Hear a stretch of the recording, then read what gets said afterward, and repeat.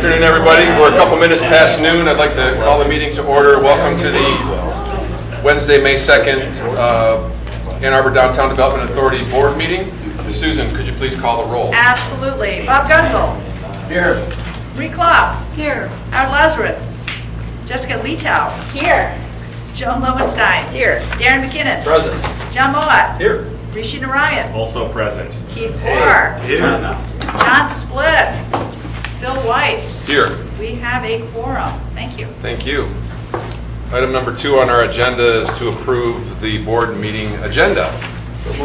So moved, Mr. McKinnon. Do I second? Bob? All in favor of approval of this meeting agenda for today? Say aye. Aye. Those opposed, say nay. Thank you. Audience participation. Is there anyone from the public who'd like to speak with us today? You have 4 minutes to speak. Sir, step right up. Dave DeVardi. 4 minutes. Okay, thank you. Good afternoon. Thank you very much. I won't take the whole 4 minutes.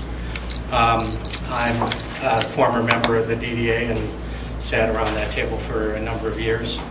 I was taken by the recent decision to spend $20 million on new floors at Ann Ashley.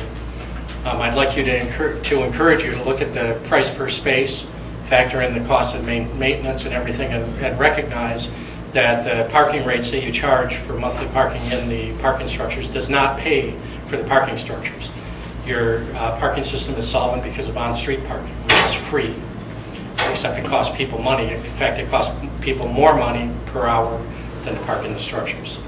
And that's what subsidizes the parking that you're spending $20 million on expanding. What I'm particularly taken by is the $1.8 million for cosmetic, make it look good fixes, the louvers and the staining of concrete.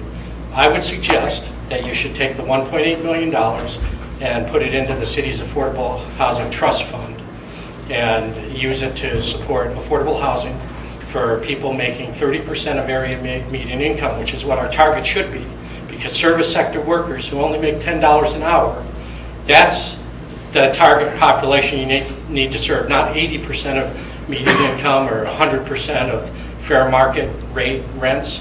You need to look at that very low income population and put that $1.8 million into affordable housing. That's it. Thank you very much. I hope you do the right thing. Great. Thank you. Do we have anyone else from the public that would like to speak with us today? Doesn't sound like it. Next, Mr. Detter, reports from city boards and commissions. 4 minutes. 4 minutes. I don't think I'll take 4 minutes today, Okay. but I wanted to pass out that announcement so that you have that with regard to our annual party. That is a potluck party. Last year, I think we had almost 400 people who were there. And they're the people that you want to be with, particularly if they've been drinking, because you may get an opportunity to get something that you might not otherwise get. But it is a good party, and everybody has a lot of fun. Both houses are open, both 120 and also 126 North Division. They're open to everybody, and of course the backyard can hold a lot of people. It's also child friendly. We have a croquet set up there, and we even have a situation where people can be helped to the door if needed. But it is a good party. Ray, you may not have seen my kids with a croquet mallet. Not 100% sure that's true. Croquet mallet goes next door. Okay, gotcha. Yeah, I figured that one out. We started our meeting yesterday, the Citizen Advisory Council, with a thick packet of material and a very ambitious goal of catching up with everything that's going on in downtown. We didn't match that goal at all. We didn't even come close.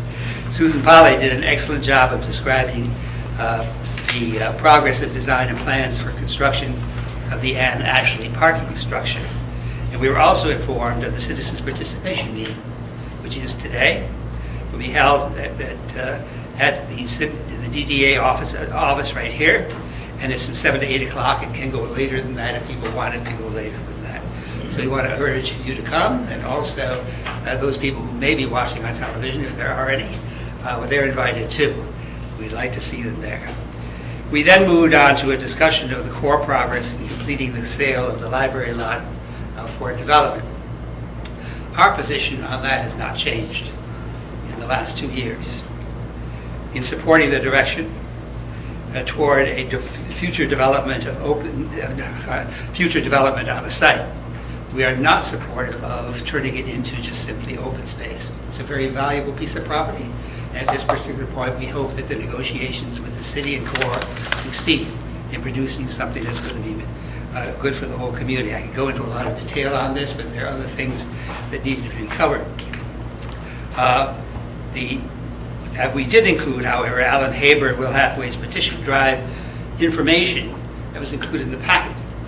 But I will say this, that I've been to the Earth Day 3 times in the last 3 years. I get there, this time I went dancing and all that sort of thing, danced with Alan Haber's wife and all that sort of stuff. It's a fun event. There were only about 30 people there. That's for the Earth Day. Now I'm hoping, and the Citizens Advisory Council is hoping, that that's the nature of the community, because what we want is something that's going to be good for the entire community on that site and is permanent. At that point, about that time, Matt Kowalski from the Planning Department came in to the City Council workroom where we have our meeting. He said that we had to get out of there, that they wanted it in order to have a private meeting of the City Council to discuss important issues. We did move, and that space, of course, was then taken over, and shortly Peter Hanneman, who's one of the people who's a member of the Citizens Advisory Council, appeared in front of us and announced that Ann Arbor City Council votes 11-0 to try to repurchase the Y lot for $4.2 million. So that will give us, for whatever it is, whether it's low-income housing or workforce housing, that will give us probably about $7 million that we didn't think that we had. And we strongly support that direction. Thank you. Thank you, Ray. Item number 5 on our agenda. Do we have any communications from DDA members this afternoon?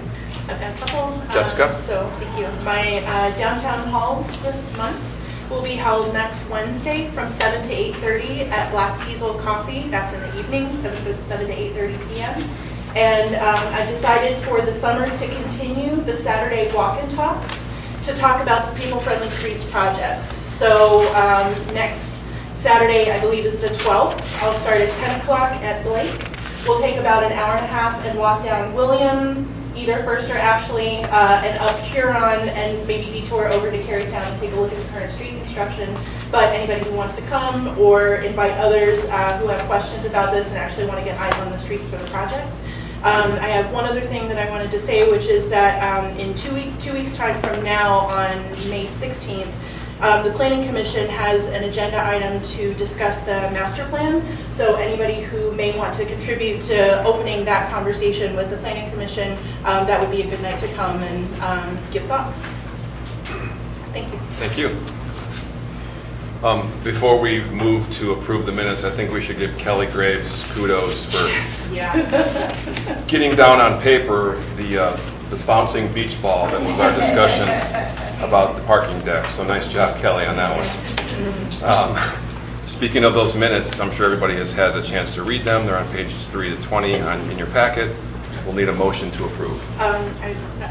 I just would like to update one thing on there. Okay. I don't know if there's specific language around that, but item number 10 on page 13, the second public comment, Mr. Sims, that was actually Mr. Jennings. Mr. Jennings. Other than that, I agree. Okay, noted. We'd like to get a motion to approve the minutes of the April board meeting. So Jessica? Marie, second. All those in favor of approval of the April board minutes, please say aye. Aye. Those opposed say nay. Show that they're approved. Thank you. Subcommittee reports. First up is the Capital Improvements Committee. John Moab. Great, thanks. Today we are excited to hear from JJR to give us a great presentation on the Huron Street project. And essentially where we've been with things has been to... We'll do it after. What? No, we don't want to forget you. Okay. Go ahead, John. Oh. We skipped over Susan, but go ahead, do your thing, and we'll go back. We'll move backwards. We can boot Bob out. Come on, Susan. Come on. Let's do this in order. We skipped over the Executive Director Communications. How about you do the people-friendly streets and Bob do the Absolutely. executive As director? my grandmother would say, All right. what am I, chopped liver? I know. So no, actually, what I had to report was actually related to Bob, which is we've established our schedule for the first week in June for the next round of public meetings on people-friendly streets. So I just wanted to get on everybody's calendar, starting with Monday, June 4th. We're going to have a workshop that evening at the library, 6 to 8. It'll be a presentation. It'll be 45 minutes giving an overview. We'll restate what we heard as some of the starter ideas that were distilled from all the public comments last round. The next day, which is Tuesday the 5th, from 1 to 5, there'll be an open design studio. And for those that came to them last time, you actually have tables out and the team will be at work. And we welcome members of the public to come and sit with the team as they're actually working, to share ideas, to share concerns, to share any comments, feedback about the design as it's taking shape right there in front of you. Wednesday again from 9 to 11, that's on the 6th, again at the library. And then the night of Thursday, June 4th, from 6 to 8, we will summarize what we've heard all week. We'll share, the design team will share where they are with the design. It is an opportunity for the community to give us feedback yet again on the evolution of the design for those streets. And feedback, frankly, on all the other recommendations. So we welcome everyone to participate. Come to the DDA website, a2dda.org, and at current projects, you'll start to see even more information going online. So thank you. Thank you, and sorry for skipping over you. Okay, John. Bob Doyle, Smith Creek JJR. So, keep in mind, this is, we're at the stage of trying to move forward the design for Huron Street. So this is an opportunity for both the board and the public to sort of get a look at sort of a refined design concept that would move forward into actual construction documents here pretty soon. So it's really a last bite at the apple, if you will. The other things that have been going on too have been the working with MDOT is obviously a key part of this project. So I don't know, Bob, whether you have any updates about MDOT too that you would be able to share with folks as part of this. Yeah, well, we can do that right now. We have been reviewing the traffic analyses and the data behind our recommendations with the city engineering staff and are preparing a submittal to MDOT, which we hope to have in their hands in the next 7 days. Oh, good. So good. Things are moving along on that. Sure. So let me give you a quick update. What we've been hearing about Huron Street over the last several meetings, we went to the Transportation Commission and got their unanimous support for the project, in particular the non-rush hour parking aspects of it. We've had a number of sessions with the city forester to talk about the best way that we can plant trees so that we can create the green corridor or avenue that people are desiring. And those discussions are ongoing. DDA staff have had a number of stakeholder meetings with landowners and merchants along Huron in introducing the idea of the traffic improvements that we have been discussing, and the response has been very positive. And so that is really a critical part in us moving this idea forward. And then, of course, many of you participated in the public workshops, and we got a lot of great feedback specific to Huron Street, as well as for First Ashley and William. A lot of support for the non-rush hour parking and future flexibility. We did hear some concern about, you're showing too much open planters that are going to be difficult to maintain, or at least create a need to maintain them versus other methods of planting trees. So we've responded to that in our current design. There's a real appreciation for people saying, yes, invest in the trees. Let's get nice trees and create a great environment for them to grow. A lot of support for multiple levels of lighting. Currently it's just the Cobra heads, and so there really isn't a sense of the sidewalk being well lit for pedestrians. There was several suggestions for including art opportunities and a general preference for a forward-looking design as opposed to a more historic recreation. Wow. Yes. What's a Silva cell? The Silva cell is a method of planting trees in urban areas where you take what's essentially an oversized egg crate, if you can imagine that supports the sidewalk structurally, and then within the silvocell you backfill in good planting material. So you've expanded the soil area that a tree can grow into, and then also exponentially increased its chances of growing into being a healthy tree, rather than the trees that sit there for 5 years and grow about a foot higher. So. And then die. And then die, yes. So we've worked out some design objectives, which you folks were deeply a part of preparing, so I'm not going to go over these in detail, but if you have any questions about why we're doing what we're doing, feel free to ask. The physical conditions of the corridor you're very familiar with. Some of it looks pretty good, and some of it not so good. And as we've been saying for the last several months, one of our primary purposes is to invest in trees.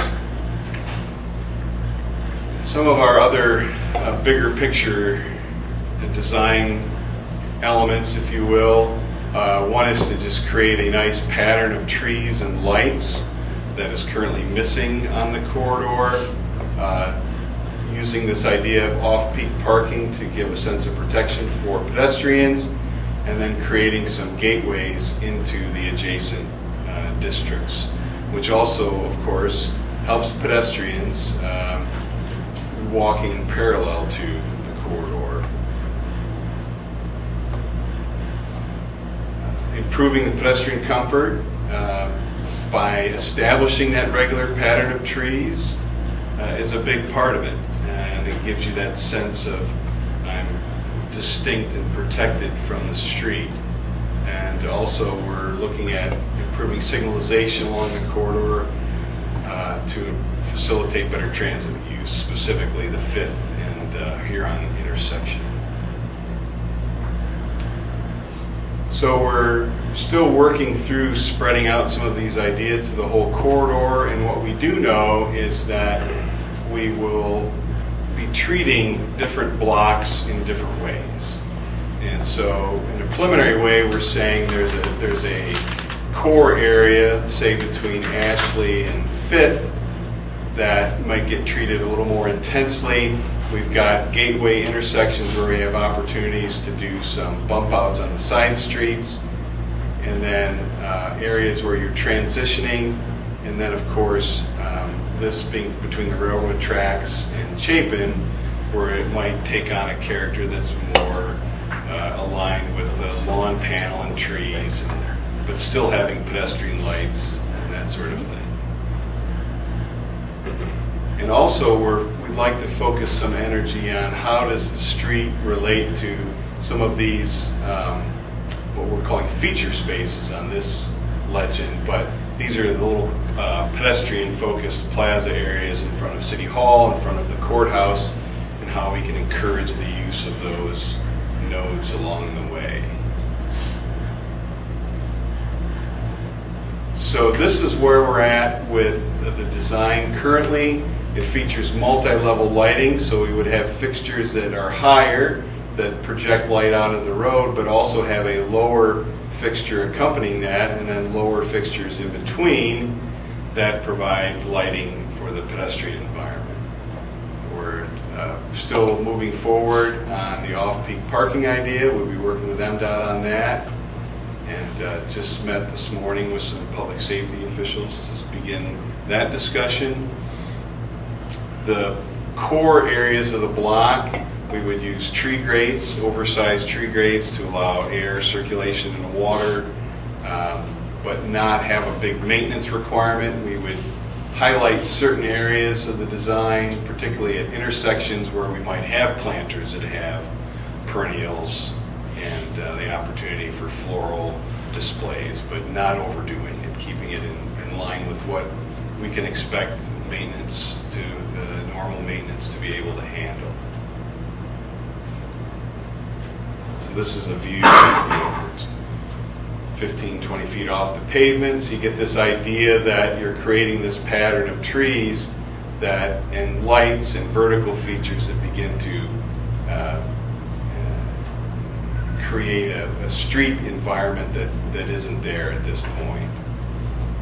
And then along the sidewalk view, the idea of the off-peak parking, again, creating that buffer, multi-level lighting that's geared towards the pedestrian and the street, use of precast benches similar to what we used on South University, which will hold up over the long term and still provide comfortable seating, and then some limited accent plantings. So that's our design palette, and we hope to, in the next couple of weeks, spread that out over the corridor and see where we're at and how it all fits together. So the traffic recommendations for the corridor we have discussed with the board in previous occasions, but here they are, just for your, just as a reminder. I think one of the things to highlight here is the potential signal improvement in Chicken and Third, you know, the infamous hawk signal. Yes. So I think it's good for both the board and the public in general to be aware that's being looked at. Yeah. Make a big improvement. To go to a full signal? Yes. So we'll be working on final design starting this month through the fall, bidding the plans in November and December, concurrent with the bidding, getting MDOT permitting for working within their right-of-way, and then construction starting as soon as the frost laws are up next spring. So that's what we have today for Huron Street. If you have any questions, I'd be happy to answer them. I guess one quick thing I'd add too is that this design does allow for flexibility, working with AATA to try to get more transit onto Huron and potentially get it off of Washington in particular. Yes. So I hope those conversations are ongoing. Yes, they are. Because you know, it's a lot of what we've talked about in the past is that, you know, the curb space for drop-offs, deliveries, whether it's parking, whether it's, you know, the future of Uber, all those things. I think this is going to be an important factor on these streets, because especially when you start thinking about residential developments too, people getting dropped off and deliveries and all that. So, you know, I think it'll provide a good long-term flexible design. As much as I was disappointed of having to maintain 5 lanes, I can see that if at least we can get transit, we can get that flexibility in the curve, that'll, in the long run, be a benefit. Great. Any other questions, comments? So what we're asking for today is not an approval of the design, but just to give you an update and perhaps a nod in the direction of keep moving forward, or, you know, have you thought about this or that? So if you don't have any thoughts today, that's great, but feel free to forward any ideas or thoughts you might have to Amber or myself, and we'll make sure they get incorporated. On the one slide you showed adding off-peak parking. Yes. Was there, I'm sure you thought about the idea of putting bike lanes on Huron, especially with those cars there as a barrier? Well, we have talked about that, and when we met with the Transportation Commission, we went over that issue of is Huron appropriate for bike facilities or not, given that we have other parallel routes that the DDA is investing, and they were very comfortable that let's invest in those other routes like William and First and Ashley, and leave Huron to be perhaps more of the domain for the vehicle and the pedestrian on the sidewalk. Also, what we have learned through the case studies we've found is that communities that have adopted off-peak parking have noted that it's not as compatible with bike lanes and bike use, because the bicyclists have a difficult time adjusting to the schedule being off and being on, and the doors opening on the parked cars, etc. So they actually recommend trying to incorporate that. The other thing, Darren, too, is once, you know, when we went around with traffic engineers about rush hour traffic. And it basically came down to the fact that they made the case that we had to keep with the 5 lanes. And once we did that, we didn't really have extra real estate to work with to get a bike lane in. And by the time we, had that 5-lane curb line, and then we try to get trees in and pedestrian zone, Yeah. we just ran out of real estate. Yeah, if you had 20 more foot of right of way, Yeah. it would help. Believe me, we pushed it pretty hard. All right, thank you. Thank you, Bob. Thanks, Bob. Susan already described the workshops coming up related to the looking at First and Ashley conversions, William Street and so forth, and I think most folks are kind of aware of the scope of that project as it's coming along. Quick update on 5th and Detroit. Things have been slowed a wee bit with rain, but all in all, I think they've been moving along well, at least from what I've seen. I think there's been a lot of success in safety issues, and that was been a big one. And Fonson, I think, has done a great job. Liz has done a great job in working with folks to make sure things stay safe and move along. The farmers market lot got paved and was completed, and that piece is done. There is a meeting with stakeholders, I think, on April 25th. There it is, April 25th. Just trying to keep everybody sort of up to speed on what's happening and what's moving along. So from what I see, good nodding heads over there that things are moving along nicely. We're having construction meetings every 2 weeks. We are having construction meetings with the neighbors every 2 weeks. So the next meeting is Wednesday, May 9th at 9 a.m. Great, great. So I'd say, Keith, as being a Carytown person, obviously, if you hear about concerns, So far, we're happy they can to come see to it those. happening. Yeah, I'm just happy to see it happening. Good. The last thing I have is for folks who haven't come to the CIC meetings, one of the things that Susan brought to us was the dealing with brick sidewalks on North Main Street and looking for a blessing to convert to going to with concrete because of the challenges with maintaining brick walks. And so folks felt that somewhat reluctantly, I think by a few of us, to go ahead and say, go to concrete, easier to maintain, safer, better for barrier-free, and all those good things. So that leaving brick accents. Yeah, leaving the brick at the perimeter. So I think that work is planned to actually go ahead this spring. On North Main. Pardon? On North Main. On North Main. Yeah, I think West Washington's going to be probably Susan's next target. And that's all I've got. Anyone have any questions? No? Great. Our next meeting, oh, by the way, I hope, and I should have asked Bob this, I'm hoping at our next CIC meeting, which is Wednesday, May 16th at 11 a.m., are you going to be ready to show us sort of a little bit more of a block-by-block detail? Yes. Because that's where, that's, to me, I'd encourage people to come to that meeting because that's when it'll, you'll be able to sort of see block by block what's envisioned and then be able to walk out there and really see what it's going to look like. Yeah. Great. Thanks, Bob. That's all I got. Thanks. Thanks, John. Next on the list is Finance Committee, Ms. Clough. So at the Finance Committee, we're talking about the process that we're going to follow to secure the 2 bonds. The first bond for the project we just talked about here on First Ashley William Street improvements. At our May committee meeting, we'll go through the 10-year plan one more time and then formulate a resolution for the board in June to ask the city's help in getting the project formally bonded. The city council will be asked to approve the bond sometime in the summer. We also reviewed the timeline for the Ann and Ashley expansion bond. We expect this will be presented to the city council for approval in September-October timeframe. The next finance committee meeting is Thursday, May 31st at 1 p.m. Any questions? Hearing none.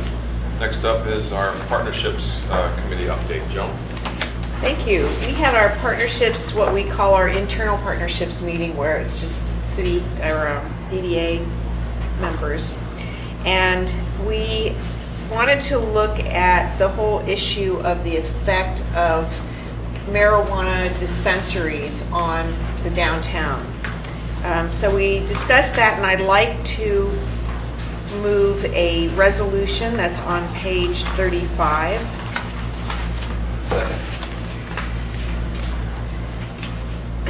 So as you can see from this resolution, it incorporates a lot of our discussion that there's a potential negative effect, just as there might be from other kinds of businesses that don't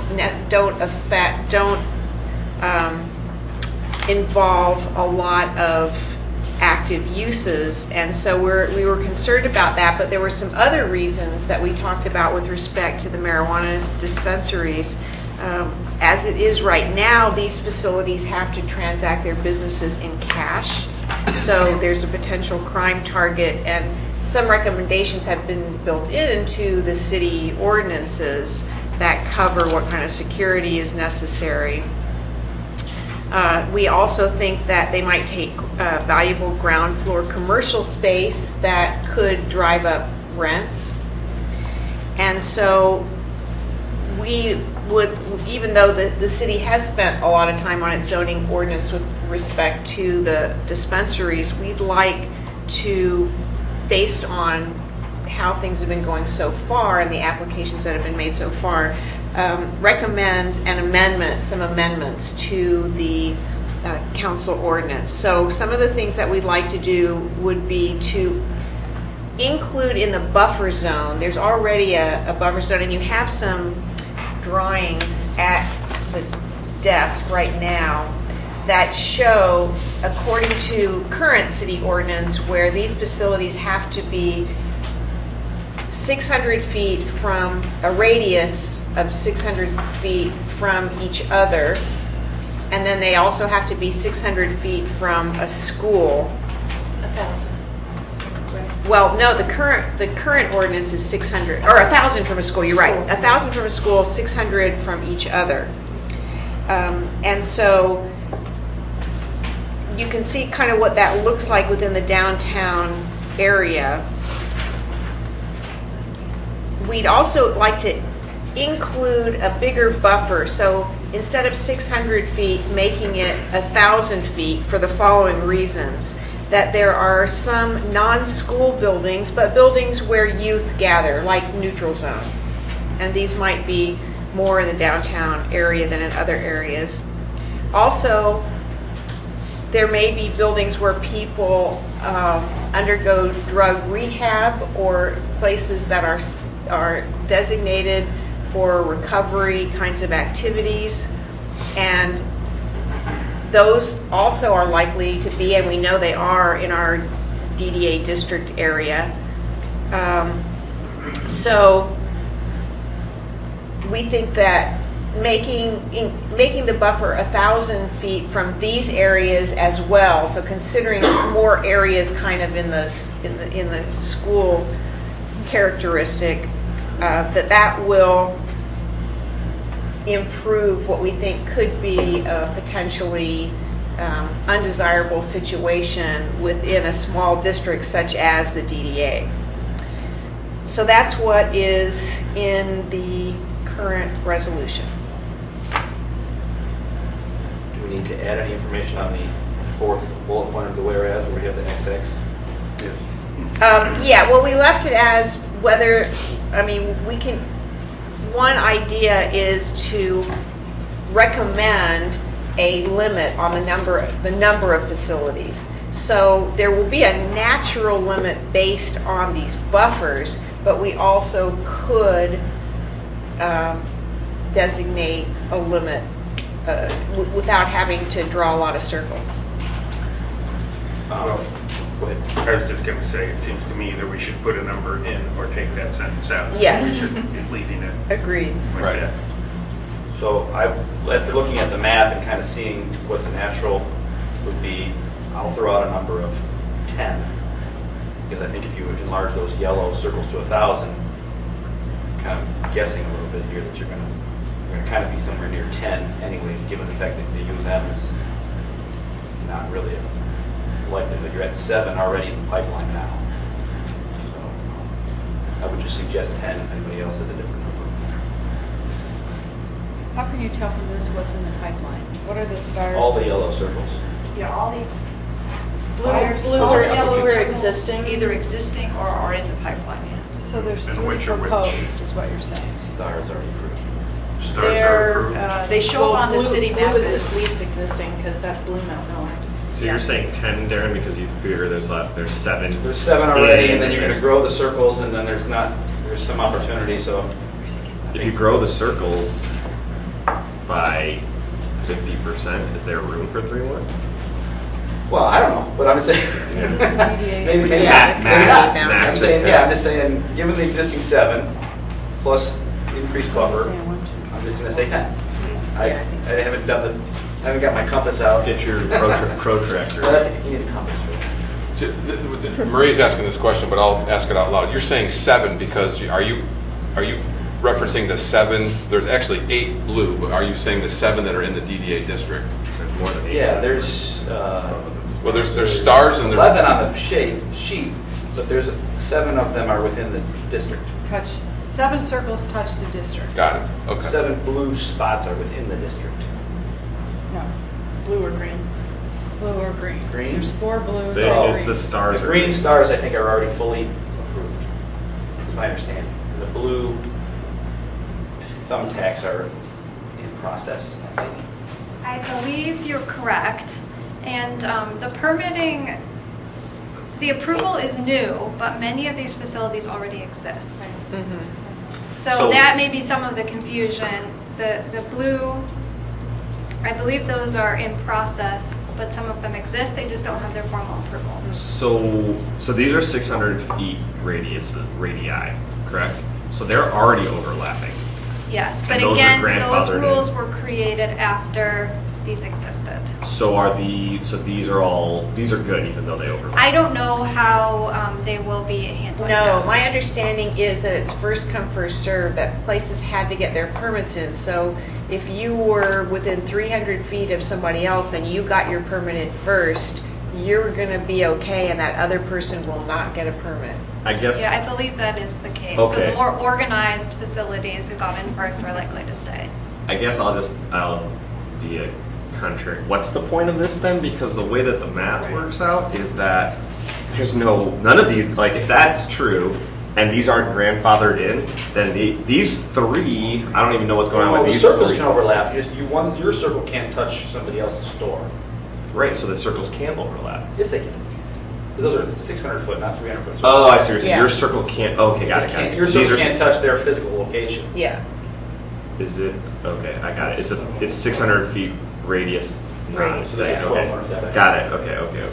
So you Okay, got- so these are all good. It's possible that someone said 600 because if you went to 1,000, it would have monkeyed up already. So they like looked at what it was. So and we then, started with like- 600. Okay. The existing ones are now in the pipeline, so then the 1,000 So- will only apply Yeah. to Got new it. In fact, the original, I think either planning commission recommendation was 1,000. So they probably looked at this star and this proposed one Yeah. that are almost touching, and they're like, "What Yeah, is that distance?" 600, and that's It's 600. 600, I'm sure that's what they did. That's 650, and they're like 600. Okay, all right. I retract my statement. I got it. Well, Darren, I like the 10 number because an hour ago in executive committee you were at 25. Well, before I saw this. Yeah, okay. That's why I asked for this. I didn't really know. I was Right, pulling them so I up like here. the I was number. just trying to start the discussion. But yeah, 10, looks like you get 7. You could probably do 3 more, maybe not. I don't know what the 1,000-foot circles look like, so 10 is around. So in order to add that to your resolution, do we have to have a vote? Just To an amend the res- amendment, we'll make it as an amendment. I think he already made it, so it just needs to be seconded. You want a second? I'll second it. Okay, well then are we gonna vote on the resolution then? Is there any further discussion on the We have rest? to vote on the amendment first. Vote on the amendment, okay. So just to ask another question. So this is putting it. But if all the other things are like we recommend the 600-foot buffer and the 1,000-foot buffer and all this other stuff, do we need that? Just in terms of like, do we need to have? I mean, the That's my distance- point. I'd actually like to take out that third, and I understand all of your points, but I feel like A, we're over legislating, and B, we're sending mixed messages if, the state legislates for recreational, but we're saying, no, we don't, like, if we're legislating this particular business in a particular way, I just feel like it's redundant to the radii, so I don't think it's necessary. I would say that we don't have any authority to legislate anything as this board. I would- It's that's what I suggested would the planning commission. Right. and they've We're making got a they've got a recommendation. moratorium I right now, and understand. they're asking for suggestions. I understand. So I'm saying we throw out 1,000, Right. throw out the cap at 10. They might tell us no on both. They might So- say yes on both. That's not our decision. I'm just putting it on for them to consider. So Darren, do you think we should establish a max? Because this says like, this doesn't say max or cap or, this Yeah, is a total total number. As Yeah, opposed that's to what I was suggesting, is that it be a maximum of 10 within the DDA, because this also doesn't say within the DDA. Yeah, so I think if we add a couple of those things in, yeah. So I hear what you're saying, but I also would say there's no harm in putting that. It's not like we're deciding Exactly. anything. But what we are saying is that we don't want the number to be large, right? So because we have concerns. So I think it's just putting more weight against the rest of the resolution saying what we want to limit it. So we're just putting a little more context around it. So I'm fine with that. I don't need to fight it to the man, I just wanted to make the comment. Yeah, absolutely. John? I'm going to abstain from voting on this because I don't feel as though I know enough about it. Unfortunately, I wasn't at that meeting, but at the partnerships meeting discussing it. I'm a little concerned about, I'm sorry. Are we moving back to the main resolution? We're still on the establish amendment. Oh, I'm sorry. Before we I'm talk sorry. about Yeah, we have to Well, vote on the I'm amendment sorry. first. Because I- My apologies. To say on that as well. My apologies, yeah. My apologies. Let's do the Okay, so what's on the table right now is to establish a maximum number of facilities in the DDA district of 10. That would be the amendment, correct? And it's already been Correct. seconded. So those in favor of that amendment, please say aye. Aye. Those opposed, say nay. Okay, so the amendment passes. Any further discussion on the resolution as a whole? Mr. Mowat? Well, yeah, I'm sorry about that, folks. Bob, come on out. I've had Bob's gone. I've had a pretty frazzled couple of weeks, so forgive me. Yeah, it's just obviously it's a hot issue. I wish I knew more about it and all. And as I read through the resolution, there just are various points that I kind of question whether we're the ones to really weigh in on. But one thing I guess I would throw out that I don't think is included in here is that I think is germane to what we do is traffic. A lot of my perception is a lot of it is sort of drive in, drive out type activity and parking from what I've seen. So I think that's one thing that is kind of interesting about how well suited they are for downtown versus other places. But some of the other things to me are sort of moralistic, I guess, in a way that I don't know. I'm a little uncomfortable with myself, and as I say, since I don't know enough about it, I'm gonna abstain from voting on this one. Keith? I also have some problems with it, somewhat along those lines, but also, we've heard several times like, oh, I don't know, or, what that number should be. And so often, one of the things I love about the way we make decisions here is that we make decisions based upon things we know. We know about parking, so we can make some very solid judgments about parking decisions. This is something that came up pretty quickly. It was just at this last meeting and suddenly became a resolution. And my first thought was, we don't know what the best practices are. We don't know that much about how the business actually operates. We don't know if traffic is the major issue. We don't know if what the real street activation issues are. And I understand those are things of concern. So I'm not saying, throw this all out. Fortunately, the Planning Commission did do some of this, so, they have a certain amount of weight behind it that isn't just moralistic, but looking at, what are the planning issues that we have to deal with. So I'm probably going to be voting against this, not because I don't agree with some of it, it's because I think we're talking about things we don't know about. Not that these aren't subjects that are of concern to us. I think we're putting down some pretty specific things that we're just throwing numbers out. Okay. Rishi? Ditto. Okay. Joe? Yeah, I think that the planning commission and the council, actually, they had a special task force that worked for a year or something. So they do have a lot of that information that we have access to. In addition, I think one thing that we do know, and something that we have talked a lot about, is facilitating active uses on the sidewalk. And we know that these are not active uses, and we've actually, Planning Commission and the groups like ours have actually talked about banning banks. So that wasn't moralistic. Somebody thinks so. We only need one bank. Right.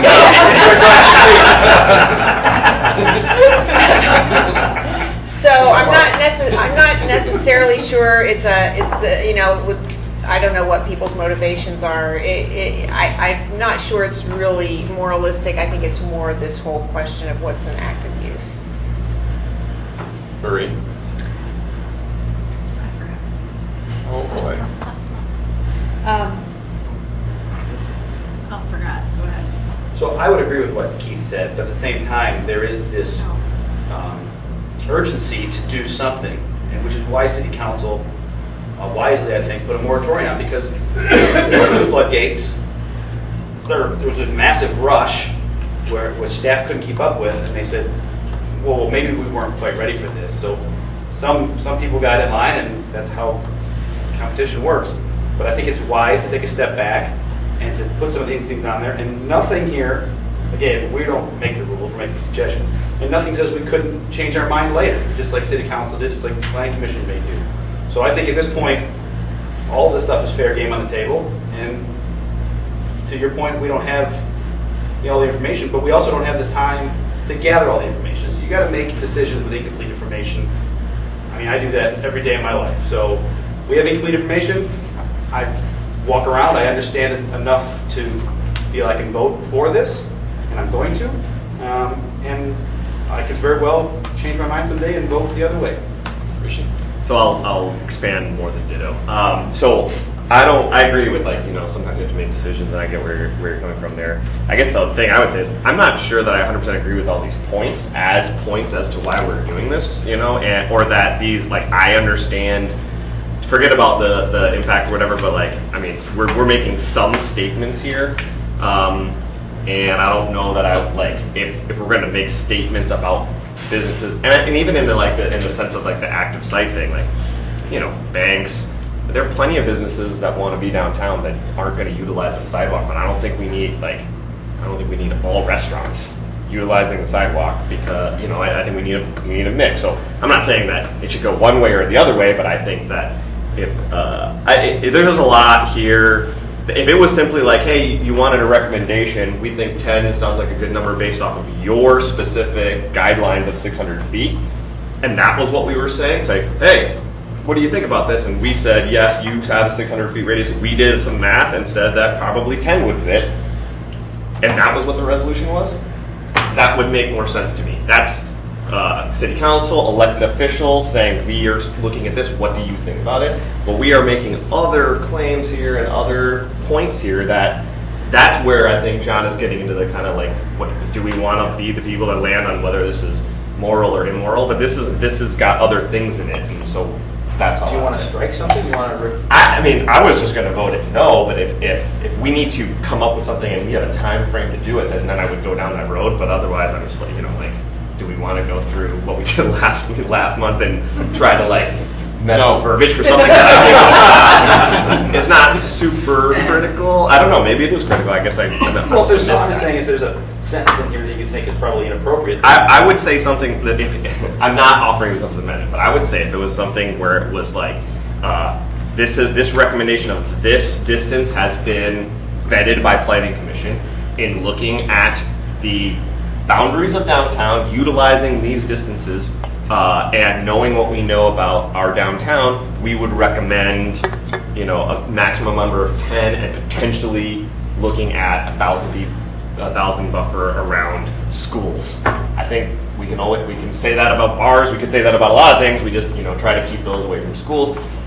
That may be, I'm not offering it up, that's just an idea, but I think if we do the whereases with points about why we're doing this, why we're putting this out there, I don't know that I see the point where it says that they were actually asking for, I don't know, does this need a resolution, or does this just need feedback to them? Does it have to come in a resolution form in order to be, I don't understand. Each of you as individuals are very welcome to get a hold of the planning commission.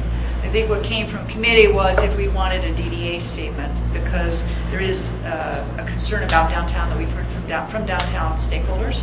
If you wanted it to be a statement from the DDA, it does need a resolution. But separate from that, certainly feel free to get a hold of your council member and planning commissioner separately.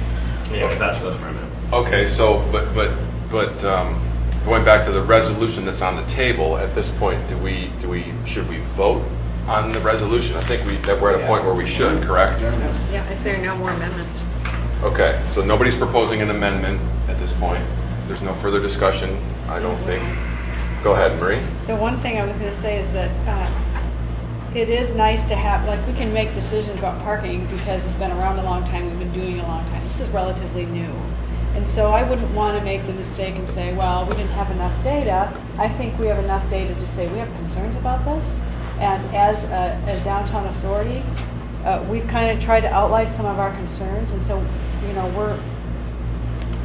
we're concerned. I feel like this does that. It says, I want you to think about it based on what the charter of the DDA is. So I'm in favor of it. Okay. Anyone else? Last chance? Keith? Yeah, just sort of in response to a lot of that, I mean, I probably would feel much more comfortable if it were a resolution that said we support Planning Commission's recommendations. As a downtown development authority, we have concern about activating spaces and activating sidewalks and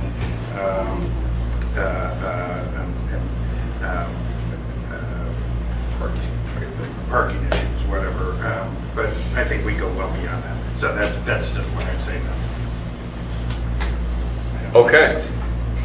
I think we're at a point where we're going to vote. All those in favor of the resolution to recommend downtown marijuana dispensary zoning changes, please say aye. Aye. Those opposed say nay. Nay. We need to, so the ayes, can I see hands up in here? 1, 2, 3, 4, 5, 6, we failed. I need 7. Okay. Do you want the nays? Yeah, let's do nays. And John abstained, yeah. The floor is still yours, Joan. Oh, sorry. We discussed the whole issue of downtown events security because the city has asked us to partner with them in some way in looking at these security issues. We've also heard a lot from downtown NGOs, art fair, et cetera, who want to put on events, merchants, et cetera, who want to put on events, and the city is requiring more and more security and increased payment that is for security.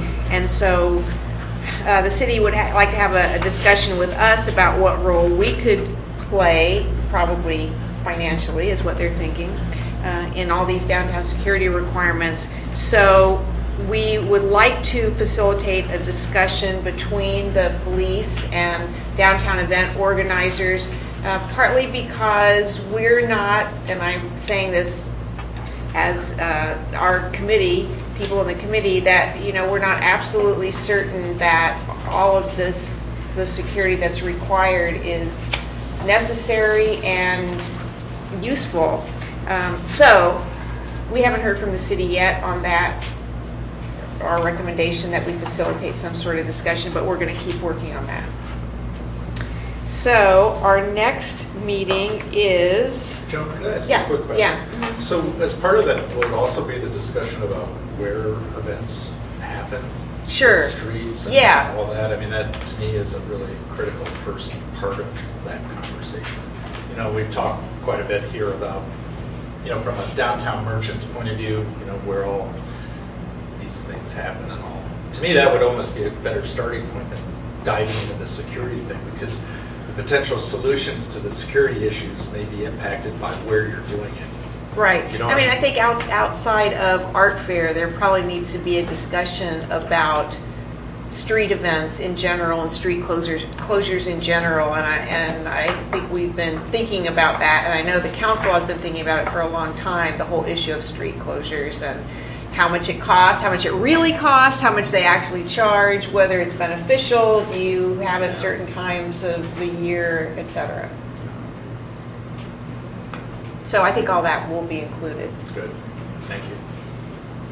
So our next meeting, and this next meeting will be with our partners from Planning Commission, ATA, et cetera. That is next Wednesday, May 9th at 9 a.m. Thank you.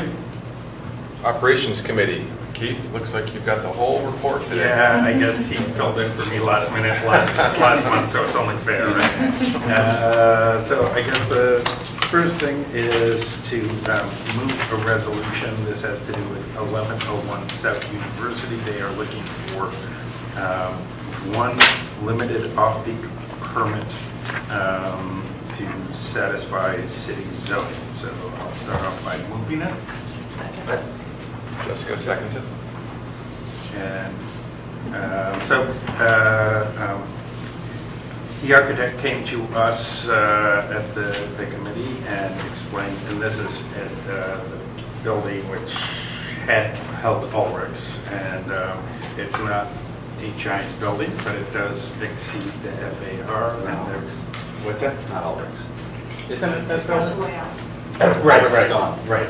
Exactly. Well, where it used to be is what I was thinking, but you're right. It's the espresso route.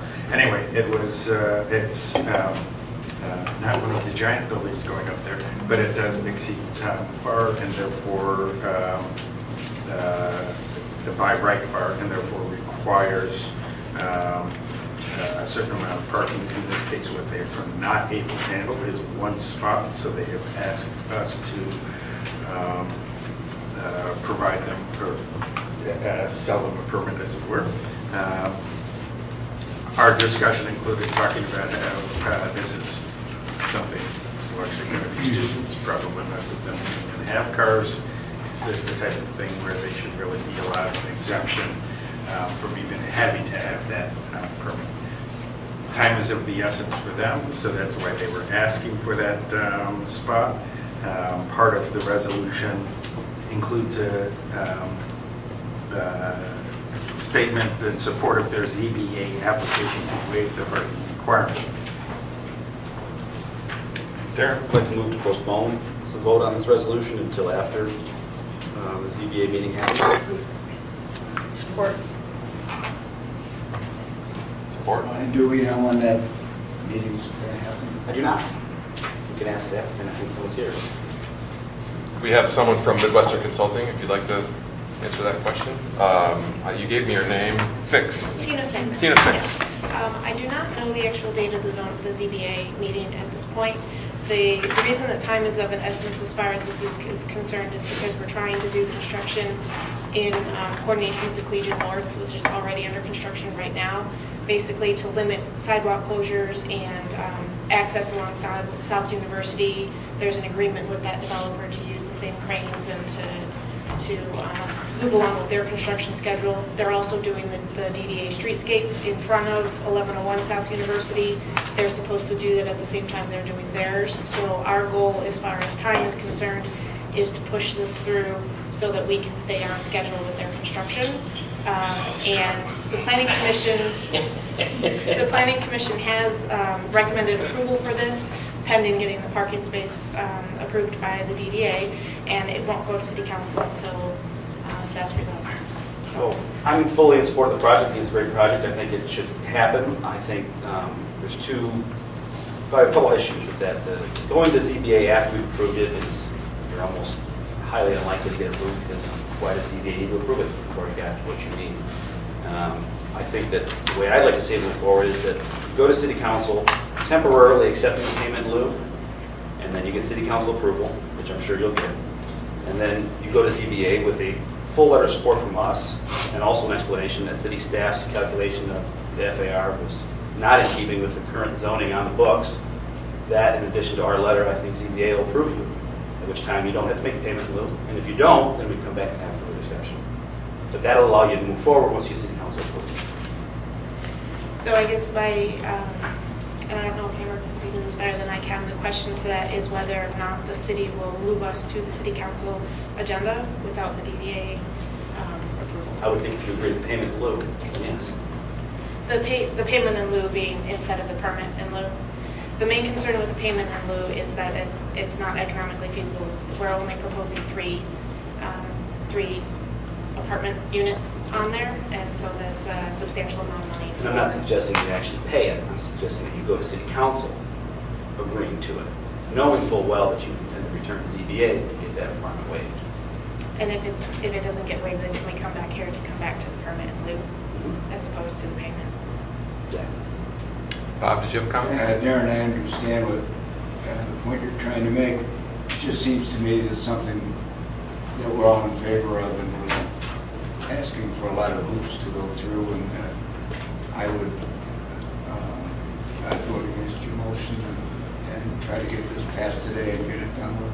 Well, what I would say is that we have a policy that speaks to these, and it very clearly says up front that we will always seek the payment in lieu option, and we will seek to not do contracts. So I'd like to keep in with our policy. I can speak to Tina's question about timing. Without a resolution from the DDA today, it will not move forward to council. And I'm not sure when that ZBA meeting is. But It will not move forward to council unless they agree to payment in lieu. that would still have to go back, well, possibly. I mean, that's a development agreement issue, pretty simple. But if they're looking to do a permit in lieu, or they need ZBA approval, that has to happen before they can go to council. So that's my understanding. Well, Susan, can you, or anybody, the last contract, what did we end up at? So first we did our policy, Yes. and then what we approved for the Collegian North was using the policy, we agreed to help support their requirement for 50 parking spaces. And the way we came to that was 5 of them were provided as standard permits. The vast majority, which is 33, were these overnight permits.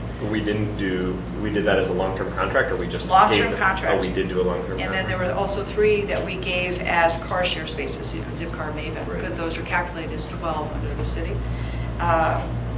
Using the, first though, you approved your policy. But I think the policy states that we would encourage payment in lieu, but also there's a second piece to the policy, and I can't remember the language, but it gives us flexibility to look at each of these on a case-by-case basis. Is that a correct statement? I think it is. It is. I'm looking on the second page. Generally, the DDA will default to seeking payment in lieu over issuance of monthly permits through a parking contract, as these dollars support the construction of additional parking and transportation infrastructure.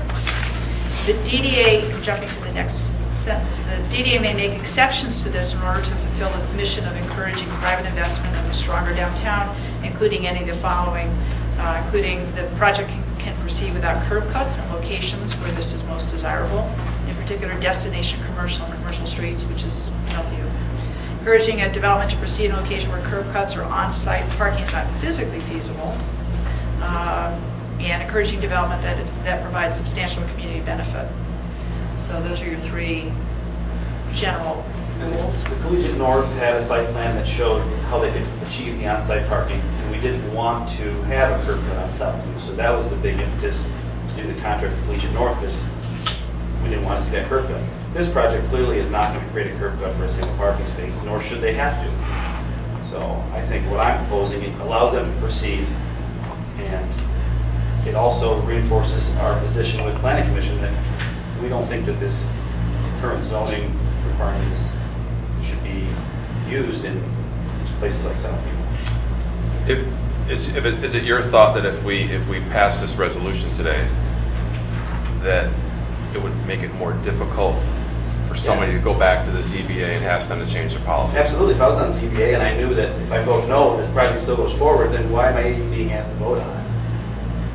the way I look at it here is that they can go to city council, they can get their full approval, and then go to ZBA afterwards with our support, and hopefully get that requirement removed. And if they don't, they're still proceeding with their project. The payment in lieu, you don't write the check till the very end of the project anyways. By then, we've got this resolved one way or another. But I think we've got a strong case with ZBA to get this requirement waived, and then that sets a nice precedence for other projects in the area, as opposed to coming to us in the 11th hour saying, hey, we need this parking contract, or our whole project timeline is screwed up, and that's not fair to us. Yeah, I mean, I would say backing out of this specific project, which is hard to do because we're talking about a project, but like we keep going back to this, like what do we want to do? And basically, except for one time where we said like we're not awarding a long-term contract. Every time we say we don't want to do a long-term contract, but every time we do a long-term contract. That's why I'm trying to stop that. Exactly. And so then it's like we go back to this policy, which is great, but then it's like these 3 bullet points are so broad that it just allows, and we were trying to get away from that, and so it's either like, dude, just don't remove these remove that, or stick to it, but what we're trying to get away from is saying like, oh yeah, we led this project, and this project, and like having that be an issue. And so like, I don't know. So I think this is interesting, and if this is not downside, obviously I think we all think that one parking, it's not about, it's kind of dumb because it's not about one parking spot, but it's because it's only one parking spot, it probably has the best chance to be like, I get it. I don't know that I have it. I even know what I would say, but it makes a lot of sense. So what's on the table is Darren's motion to postpone. Postpone the vote on this resolution until after the CBA meeting. And Joan has seconded that. Hang on, but I understand that if we don't, it won't go to city council unless we decide. No, if they agreed to the $55,000 payment in lieu, it can go to city council. Oh. It's a line item in their development agreement that they work out the city attorney. It's very simple. They either have to have a parking place or they have to pay. Agree to a payment. Right. I got it. Darren's argument is Or they agree have to a pay. waiver from the ZBA. Right. Yeah. Which they can't, and I understand that they don't want to go to ZBA first and then city council, which would be the typical, but because of the project schedule, they can go to city council first and then go to ZBA. With our support, I think they have a strong case at ZBA because of our support and because planning staff is not correctly analyzing the project per the current zoning. Amber, can you come back up? I can do my best. Tell me say what you just said before again. So what we heard at the operations meeting is that the project cannot afford a payment in lieu. They can't afford $55,000. That's what we heard. So then they're left with the option of a permit in lieu. In order for that to go to, in order for their site plan to be advanced to council, they need support, or their project will be delayed. But they can agree in lieu, and it goes forward. They can agree in lieu because we don't have to give them a permit. We don't need to sign off. It's just contractual. What's the total amount of the project? How much they're spending, I don't know that. It's got to be $1 million, more than $1 million. I don't know. Oh, so. Do we need a petition or no? Total project development cost? I don't. How many square feet is it? It's a 3-story addition. You know, the It's total square footage of the the project? total square footage, including the 2 existing, is a little over 9,000 square feet. Where's the, what page is the resolution on? And then What's that, Darren? 36. So we had a very similar discussion with Collegian North. The feedback from staff was that they didn't feel like the petitioner could make a very good case for ZBA. So that was the feedback then. We may get similar feedback from staff for this project. Although that was a whole bunch of spaces. Now we're talking about ZBA looking at one Yeah, so they space. thought that it wouldn't meet practical difficulty or unnecessary hardship, which is the threshold for ZBA. Okay, so the question But is. I don't know that for sure on this project. So given the amount of square feet and average construction costs, you're probably in the range of how much? About $3 million. So $55,000 doesn't seem like a gigantic hardship to me. I'm just 2%. making that comment. 2%. 2%. I can't speak to that. Yeah. All right. So on the table right now is Darren's motion to postpone the vote of this resolution. So much for all easy resolutions. Is there further discussion? I'll just state again, I think for one parking space, we're asking the developer to go through too much. I think we have the exceptions in our policy. If we want to take those out, then that's a different issue. And I would oppose the motion to adjourn. Okay. But go ahead, Tina. My understanding from the meeting with the committee was that the contingencies that were added onto the resolution to make it so that we could go to the ZBA and seek the variance. If we get the variance, then this no longer applies. And also, if the zoning ordinance does get revised to say that we no longer need the parking space, we can also cancel the contract. And so because of the fact that it's not, the cost is for the payment in lieu is too economically infeasible, that this was the compromise, given the exceptions that you have in your guidelines. Adding on those couple points to the resolution was the best compromise in between for us to be able to move forward with the permit. But if and when we get approvals or get taken out of the zoning ordinance, we can remove that from it. I don't think there's any compromise on our side. We were asked last minute to approve this, and we were at Board of Development Authority. So if we say no, the development stops. That's not a fair position for us. That's my trouble. So what I'm suggesting is not changing the project timeline at all. I think making a stronger case to CBA, because I agree you are getting sucked into a larger zoning issue here, but it shouldn't affect your project at all. You agree to this, the payment in lieu, you go to City Council as scheduled. After that, you go to the ZBA. You have your City Council approval, you can pull your building permit. You don't have to write that $55,000 check that night. You pull your building permit, you proceed. And then you go to ZBA, you come back to us if things fall apart. I don't think things will fall apart. We're going to support you all the way. My concern at this point in time, I'm not authorized to say that we can do the payment in lieu. I've been told that it's not, economically feasible, and that we're pushing forward the permit in lieu with the understanding, that we can make the resolution with the ZBA ordinance. So my question is, if you move forward with the contribution in lieu, what are our options to pursue the permit in lieu if the ZBA denies? You could come back to us at that point. If the ZBA denies it, you could come back to us, because right now we're just moving to postpone this. Right, postponing it is not going to put it on the agenda. It will put it on the agenda if you agree to payment in lieu for the purposes of City Council approval. That's a separate resolution at this point. Am I understanding that correctly? So here's how this works. Your property owner has a development agreement draft with the city attorney. In that, there's a line that talks about how you're accommodating your parking for your premium, which you really don't even have a premium. Right, But it we're talks about talking it because- 49 square feet. Right, it's absurd. But that's why it's the perfect example for ZBA. So you're being asked to provide a parking space for a 49 square foot premium above the FAR 400, which we can argue whether that exists. I would argue it does not. If you change that development agreement before it goes to City Council that says you're willing to make the payment in lieu for that, you will get through City Council no problem, most likely. Then you're going to go to ZBA, and you're going to say, this is absurd. We don't think we should pay $55,000 for 49 square feet, because we think staff calculated it wrong. We've already talked to the DDA, and the DDA agrees with us, and here's their letter. And I would think ZBA would approve that. If ZBA does not, you're still approved by City Council, and you're off and running. You come back to us, and then we can talk about it more. Most likely give you a permit at that time. But if we say that today, then if I'm on ZBA, I say, no, there's no reason to approve this. So it doesn't affect your timeline at all. It just affects how you go through the process. Keith? Let's see. This is a sticky one.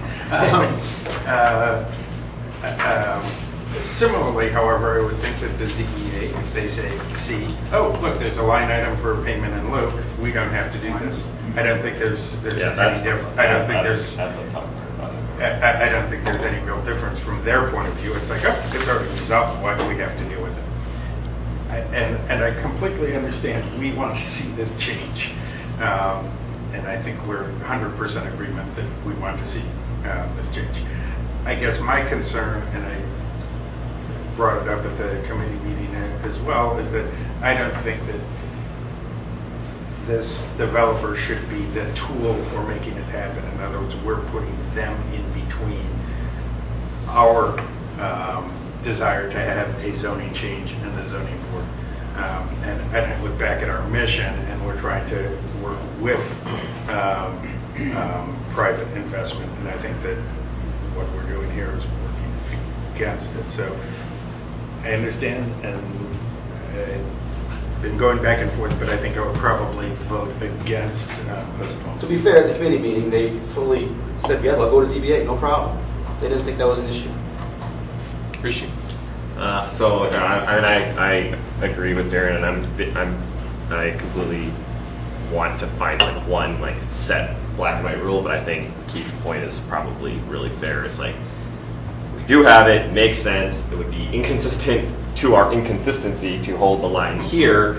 I think if we're gonna burn the boat, so to speak, we have to get rid of these 3 points, and then there is no more in our policy, and then that's how you do it. But I think it's a fair point to say, like, you can't pick one, you know, we can't pick one developer in which to put this on because it fits our, like, the best pay. I don't know. It's super tricky. I think I would let this one go, and then I think we have to have the argument internally about.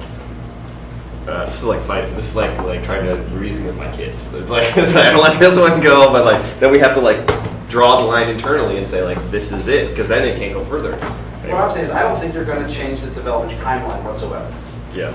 There's no impact. They've already agreed to go to ZBA. All I'm saying is that we hold approval of this until after that ZBA meeting.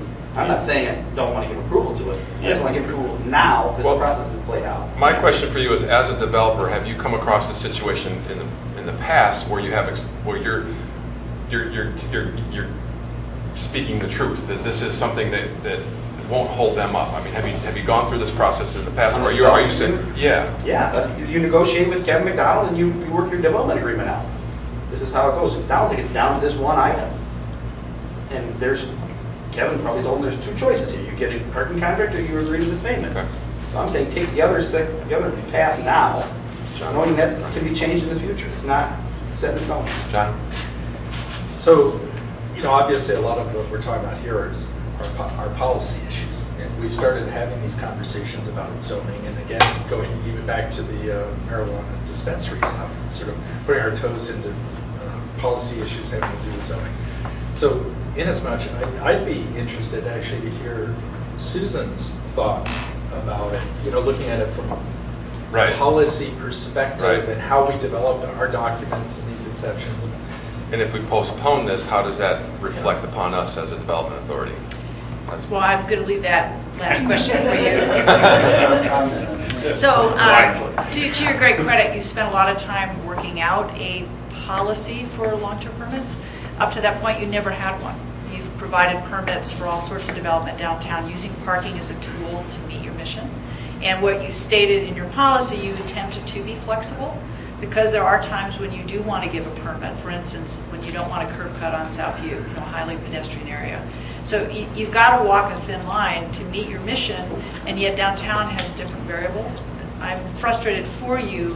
We've not been able to find a way in to get City Council, the Planning Commission, to have a dialogue about parking and premiums and about changing the rules downtown. There's just, everybody's work plans are just so overfilled at this point that we just haven't found our way in. We raised it at our work session with Council in January, that, for instance, places like Southview really shouldn't have parking requirements. Right. And we've heard support, but again, getting it changed in policy, at this point, it's just been such a busy year. We just haven't found our way in actually getting in front of them and getting some actual changes to the zoning.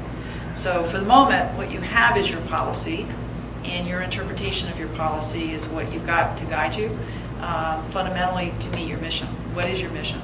So I can't answer the question. I mean, that's the policy role of you as a policy board. Marie? So Darren, your thought is, or somebody said, does it matter? I think, Keith, you said it. I think your comment was, whether you go to the zoning board and say they've agreed to payment in lieu, or whether they have a parking, is there a difference in the zoning board's opinion of either one of those? That's what I want to know. Does one push an issue more than another? Or, because based on that logic, it's the same. They're gonna say, well, it's already resolved. It's gonna go forward either way. They agreed to the payment, or it's gonna go forward either way. They agreed. Well, when you go to the zoning board, you have to show a hardship, right? So in this case, regardless of the timing, I think the hardship is that city staff has improperly applied the current on-the-books zoning rules to this development. This architect designed this project based on his experience with this set of rules on other projects. And then at the last minute, he got the banana in the tailpipe and said, oh, by the way, this word doesn't mean what you thought it used to mean. We're changing the meaning of the English language, and we're going to apply a different set of standards to you. So that's already happened. We didn't do that. City planning staff has done that. And so this project could have been designed 49 square feet smaller had the rules from zoning been clear. And they are clear, but there is this concept out there that we were going to change them, which we have not, and Planning Commission has already signaled they don't intend to. So the problem really, in my mind, with this particular issue lies with city planning staff and their interpretation on how they've calculated the square footage of this development. Right, but Marie's question was, is there a difference to the zoning board in terms of the hardship, whether it's that they don't have the parking in lieu or they don't have the payment in lieu? Does it make any difference to them? That's hard to predict because the zoning board of appeals is, they do not like creative approaches, I'll put it that way.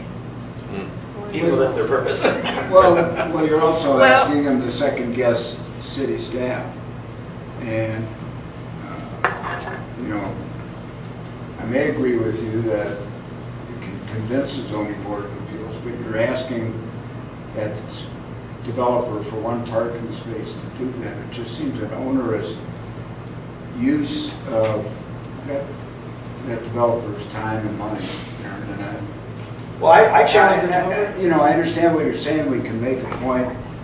We've made a point, but we're, in some ways, as John said, going into areas that aren't our domain. John, I think you're next to that, Keith. Yeah, I mean, ironically though, I guess I'd make the case that having been in this world and working with MCI and lots of projects and all, this is, working in Ann Arbor is an onerous process. And it's just the way it is. And if I'm understanding correctly, if it is the case that it would ultimately slow up the process and that the developer would still have the opportunity to come back to us to sort of solve the problem. You know, I have to say, I tend to agree that we should try to put some pressure on city staff and on ZBA and planning department to rethink how they're approaching these things, and instead of us being the ones to solve the problem. You know, it's a close call. I think everyone is really making excellent points. It's been a really good conversation. And, you know, it's not a really clear, distinct choice to me even, but I guess as I'm following this, if there are opportunities for the developer to be able to come back and solve the problem, us to fulfill our mission, I think it's sort of incumbent on us to put it back on the others to grapple with it. And quite honestly, as Darren's, I think, made a good point, if ZBA and planning can't fix it, it even amplifies our argument that we are trying to make to the city, that they need to fix their policies and the way they're approaching this stuff so that we're not going through this. I just don't see it as our thing to solve right now. Keith? I was just going to say, I think we're rehashing arguments. So Sure. I'd like to call the question. Okay. Ooh. Get out your Robert's rules. Question. On the postponement. Bold, Keith. Yeah, the question on the table is Darren's request to postpone the resolution to approve a parking contract with the 1101 South University development. So isn't the question whether to call the question? Yeah, you do have to vote. Well, I made a motion to. No, you have to vote on calling the question. You have Keith to called vote. the question, so we have to vote on calling the question. Right. What does that even Otherwise, mean? calling the question means I want a vote. Because otherwise, I can just call the question right away and say, forget you guys, no one's talking about this. Calling the question is about limiting the debate. Yes. Okay. And so you need 2/3 to call the question. And then you vote, once it's called, Okay. then you vote on The question. Keith just, he threw the call the question bomb in there, and now we have to abide by those rules. All those in favor of calling the question, Aye. please say aye. Aye. Those opposed say nay. Yeah. Thank you. Who would ever say nay to You're that? welcome. Thank you, Keith. Gotta stick with Robert. No, I don't think we've ever done that since I've been on. Nice. Way to call the question. Yeah, we're usually a lot more friendly. Which means now we vote on the delay proposal. All those in favor of postponing the resolution to approve a parking contract with the 1101 South University Development, this is the postponement, please say aye. Aye. Those opposed, say nay. nay. Wait, I have two, is it Keith and Bob? 1, 2, 3, 4, 5, 6, 7, you have 7 for postponement. Can we get a checklist of all the things we've done on Robert's rules so we can see what are the other ones we need to take off? The While gaps Phil is we still, need to while fill Phil's in. still board chair. While Phil's still board chair, I want to do everything. Yeah, that's on the list. I'd like to call the question of you talking right now, so we can move along. Gosh. Still on It's still operations me, here, isn't it? I hope these next two will go a little bit quicker. Let's see, Ann Ashley expansion project. Preliminary design was reviewed by the city's design review board. They did have some comments. Next up is a citizens participation meeting tonight from 7 p.m. to 8 p.m. here. So public can come and give their feedback. And I guess Mike Ortley will be attending the next committee meeting to provide an update. I assume on design and plans and such. Any questions on it? Monthly parking report, parking revenues and operations are all in the packet, which I'm sure you've all read. I love the fact that we put them down in this great succinct way so you can learn these things. And if there are any questions, I will pass them directly to Joe. All right. Then our next committee meeting, Wednesday, May 30th at 11 a.m. here. Okay, thank you, Keith. The executive committee met this morning at 11 o'clock. Obviously, we went over the board agenda. We talked about the issues that we discussed here ad nauseum today, the marijuana dispensary issues, the parking contract for 1101 South University. That pretty much covered us for that meeting. Does anybody have any questions at this point? So, I have a question. So with the marijuana thing failed, so we, as a DDA, have no official position, Right. and we will not communicate to anyone anything about marijuana. Right. The next executive committee meeting will be Wednesday, June 6th, right before the board meeting at 11 o'clock. Don't ask, don't. We have some new business. I think everybody knows that the July board meeting and annual meeting have been moved to July 11th. I think that's been communicated to everyone. Number 10 on our agenda, do we have anyone from the public who would like to address the DDA board? Any audience participation? Hearing none, could I please have a motion to adjourn? So moved. Second. Ethan Rishi. All those in favor of adjourning, please say aye. Aye. Those opposed say nay. Thank you. We are Like adjourned. to amend that adjournment. Stop it.